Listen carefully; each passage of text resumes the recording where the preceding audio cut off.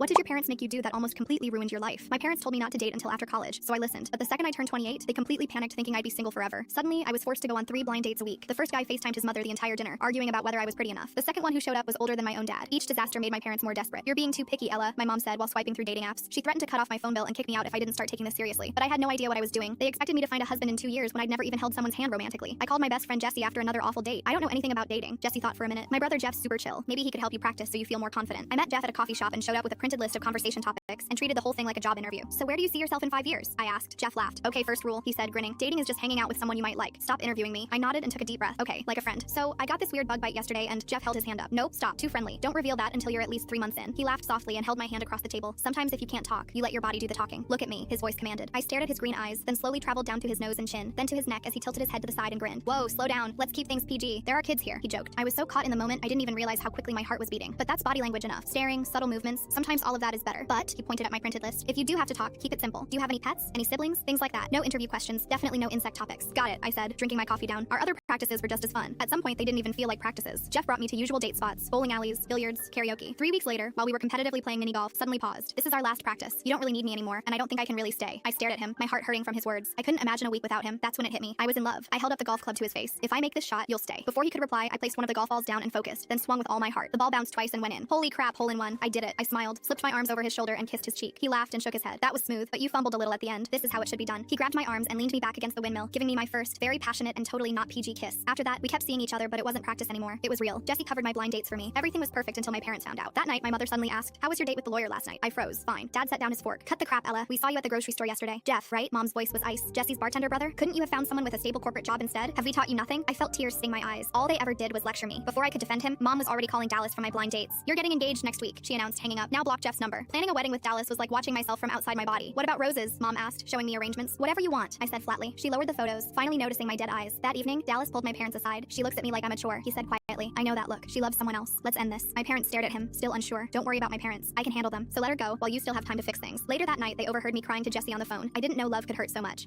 I want to end it. I can't live without him. The next morning, my parents called a family meeting. "We wanted you married, to have someone to care for you when we're not around, but you look miserable," my mom said quietly. Dad nodded. "So we're calling off the engagement with Dallas." I just sat there, too exhausted to even react. "It doesn't matter," I said. "Jeff won't even talk to me now. So pick a new guy or whatever. I don't care anymore." "That's not true," Jeff said, walking in. I covered my mouth with my hands, tears staining my face. "Jake." I ran over and hugged him, burying my face in his shirt. He wiped away his own tears and bent down on one knee. "Ella, will you go on a real date with me? Can't we skip straight to marriage?" I laughed through my tears. "But yes."